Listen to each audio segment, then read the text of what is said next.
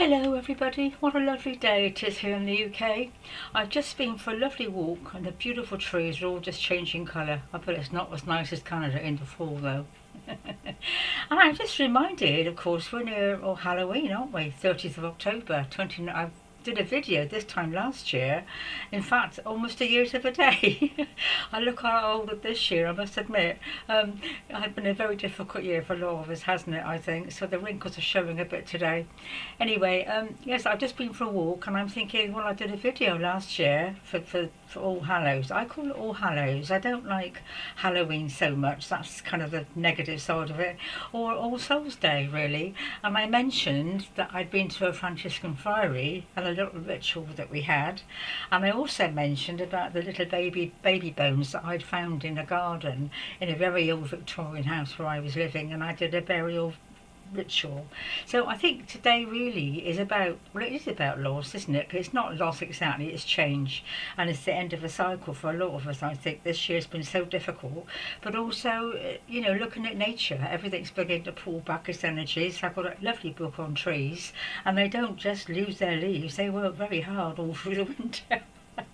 Replacing minerals and this and the other. So it's time of sort of change, really, more than a loss, I like to say it, because everything changes into something else. And even the human body, it's not just the death, is it? It's changing into a lighter form and everything else. It's a big subject. So I'm doing a little talk today on ritual, because I think I've covered the Halloween and the All Saints and the Souls and this and the other, but it's time of losing, a time of letting go, a time of change. And this year particularly has been so difficult for lots of people losing loved ones. And I think unable to get to funerals as well. That must be particularly devastating, I think. The last video I did on communion wasn't terribly well received and I was surprised. But I think perhaps I'm a bit I'm not unusual, I'm just me. So I think ritual is important and for many things and ceremony. But I love ritual, and I think that's the thing that we need to get back to a little bit more, because we've lost our way a lot. We don't have religion to fall back on. We don't have rules and regulations. Well, we don't want them, do we? But I think we're all, I'm not sure I say we need something to focus on. And I found when I lost somebody that the best thing was to do a little ritual. Made it up myself, like the communion I was talking about last time, to make things up yourselves. There's no regular way of doing things, but it's a way of remembering, isn't it? And of course you've got the Remembrance Sunday coming up as well, got Guy Fawkes Day. It's all about losing, isn't it, and transformation and loss, and the Scorpio sun coming in tomorrow as well, so that's about transformation and loss and losing. And it's being aware that something is always changing into something else. So a little ritual that I did, well, it's the energy starts to come. I was a bit emotional, and of course at my age I've lost lots of people. And I couldn't get to my mother's funeral, and my father's was a disaster. So, and I lost a very dear loved one only a few years ago. So, my little ritual, I get a photograph, and I make a little space. It can be anywhere, a table, kitchen table, or somewhere you're going to kind of consecrate that atmosphere, just to remember the person that you loved, and they will draw near. I know they do, and others too that are interested in what you're doing. The whole family, in fact, dogs, cats. This is true. So make it a little space that's going to be special, and turn the telly off, put out the cigarette, whatever, and just devote your time for say 10 minutes or so. It doesn't have to be very long. Put some nice music on if you like. Have a lovely photograph of this person that you've lost. And light a candle, because I think candles are important in ritual. Candles will always bring in positive energy. So light a candle or two. And I'm not sure about calling it a communion, but it's what you like. If the person likes a little drink or two, then have a little drink or two. Tune into their energy as well, so that they will draw near and share the time with you. And just remember them. Remember the good times you had. You could say a little prayer, sing a little song.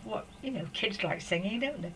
something gentle and nice and simple, and something, joyful in a way, if you can make it joyful. But remembering the good times, you must have had good times because you loved them and they loved you, and just remember that they're still with you. They really are, Some of you may be more aware of that than others. I'm just going to put my glasses on a minute. I've forgotten what I'm doing.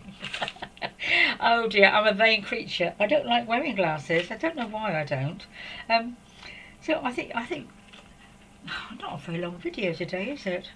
I think it's because I haven't been very well myself. I'm a bit subdued today, as you can tell, and I've got a very difficult planetary transit, which is absolutely taking every ounce of mental energy I've got. And I wasn't going to do a video, but I thought, no, I do have to do this because I say I'm not going to do them, then as the time gets near, I thought, no, I have to do it. So, and I do, in a way, enjoy doing them, but it would be nice to have someone to share it with. And I don't have anyone in my life to share it with, so I guess I'm sharing it with you, So yeah, it is a time of. I don't want to use the word loss because it is really, but it's remembering also that loss is changing into something else. Loss is not permanent. What did Jesus say? All that is real cannot be threatened. All that is unreal does not exist. And the only real thing in our lives is, the positive, the light, the truth, the love, whatever. And I think for so many people, at times have lost that, or forget that is a reality, and everything else is just shadows, really. And we have to come through them. We have to come through those shadows in order to find the light, and in order to sort of understand things, really, because it does take a lot of understanding. But the only thing that really is the truth and the understanding, and that people are living in other dimensions, beautiful, loving lives, And I just want to say, and this is not really part of Halloween, but I get carried away. I just want to say, people often wonder where heaven is. Now, it is within. I mean, Joshua said that. The heaven is within, definitely. I've experienced that. It's not out there somewhere, although, of course, that is part of it, as above, below sort of thing, but within. And whatever you create your own heaven. You create when you leave this plane, you go to somewhere that you've already created. So it's not a new peculiar horrible experience, because I mean, I like gardens, and I like stately homes and little cottages and all sorts of things. So when I leave, I'm looking forward to it, because whenever I see a beautiful tree, and there are some beautiful trees at this time of year, I think, what a beautiful tree. And I know that memory is gone in to my soul level, and when I die, when I leave this plane, that tree will be there for me, because everything, literally everything exists on a different level. So even the everyday stuff, it's on a higher plane, it still exists. Of course, the higher you go, the more pure and the more beautiful, the more light and so forth.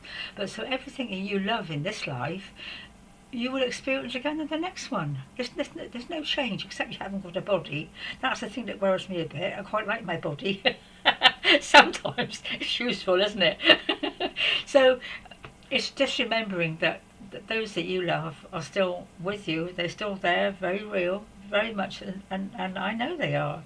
And you may have thoughts about them, you may see them, you may feel the presence, like a cold wind or something, but just take time out.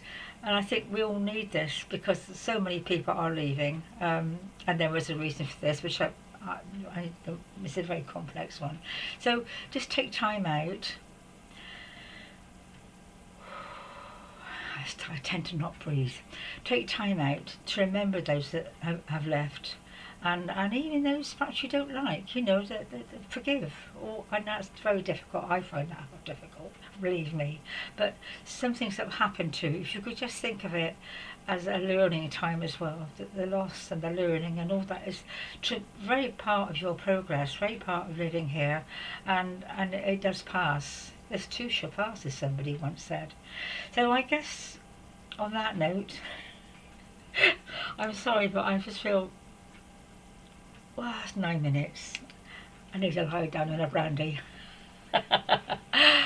Oh dear. Oh. So anyway, there we are. Do write if you've got any questions or anything. It's a big subject, but I thought I had to bring that in. That life and death are really just a cycle. And we're going through the death cycle, really, the loss cycle, the leaving cycle, the changing cycle. Leaves are falling off the trees, plants are drying up, you know. It's not quite just an interesting time of life, is it? I look forward to seeing my garden. I've got some beautiful purple michamastasis. They are a delight. And I'm just saying to them that they won't be there much longer. So what will replace them, I don't know. I should just have to imagine them there, because they are still there in my mind and my heart. Okay, dear ones, well, keep on keeping on, as we say, and just remember that nothing is lost, really, just changes. Okay, on that note, God bless for now. Take care. Bye-bye. Let's see what I'm doing.